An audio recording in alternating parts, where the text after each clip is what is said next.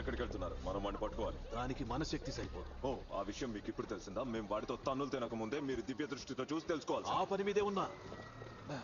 Excuse me ma'am, ఒకసారి మీ bag చూడొచ్చా? ఎందుకు చూపించాలి? దాంతో నువ్వేం చేస్తావు కెంట్? తన బ్యాగ్ లో సబ్బా కిరీటం ఉంది. మీకు కావాల్సిన కిరీటం నా దగ్గర లేదు. ఒక విషయం చెప్తాను వినండి. టెత్తాడం ఎప్పటికీ కాందాక్ ని కాపాడే హీరో కాడు, కాలేడు. సో సారీ, ఇది బాగా ఖరీదైంది అనుకుంటా. నువ్వు నేను షిప్ లోకి వెళ్ళాక పర్సనల్ గా ఎస్ సార్ మాట్లాడుకోవాలి.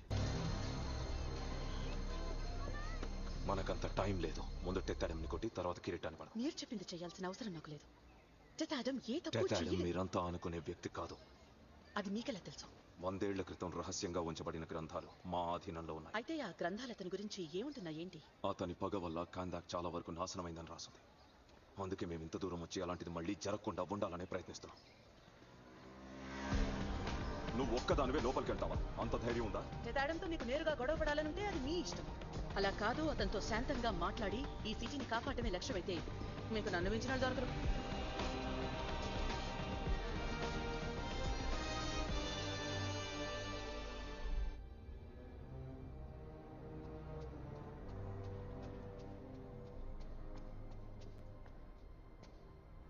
శత్రువుని ఎందుకు తీసుకొచ్చావు?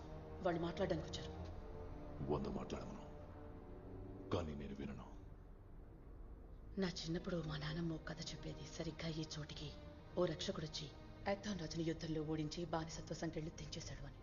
కానీ జస్టిస్ సొసైటీ ప్రకారం అదంతా అబద్ధం అంట. వాళ్ళ ఉద్దేశంలోనే పోరాటం న్యాయం కోసం కాదంట.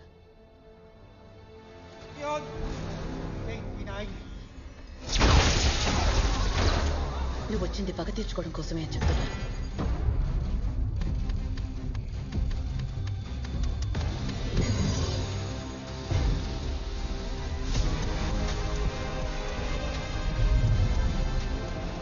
నీ పిచ్చి కోపంలో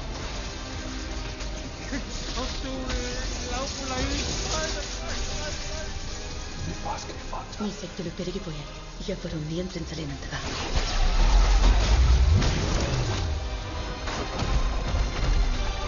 దాంతో తాంత్రిక వర్గం ఒకటై నీకు ప్రసాదించిన శక్తులకి నువ్వు అనర్హుడవని నిర్ణయించింది.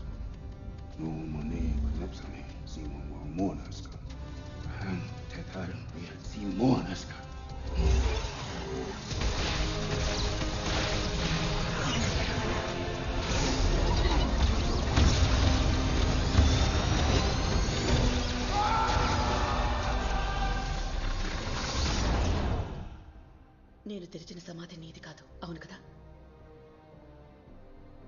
అది నిన్ను బంధించిన చెర. ఈ రోజు ఇక్కడ నీతో విగ్రహం ఉంది. ఎందుకంటే ఏదో ఒక రోజు కాందాక్ రక్షకుడు మళ్ళీ తిరిగొస్తాడని ఓ నమ్మకం. అది అబద్ధమని మీరు నిరూపించారు. నేను ఎప్పుడు హీరోనని చెప్పలేదే. నాకే పటం కట్టాల్సిన అవసరం లేదు.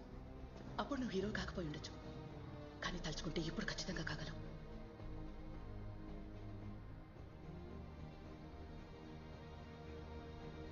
మాట్లాడాలంటే మాట్లాడమను, కానీ పోట్లాటకొస్తే వాళ్ళ జావు ఖాయం.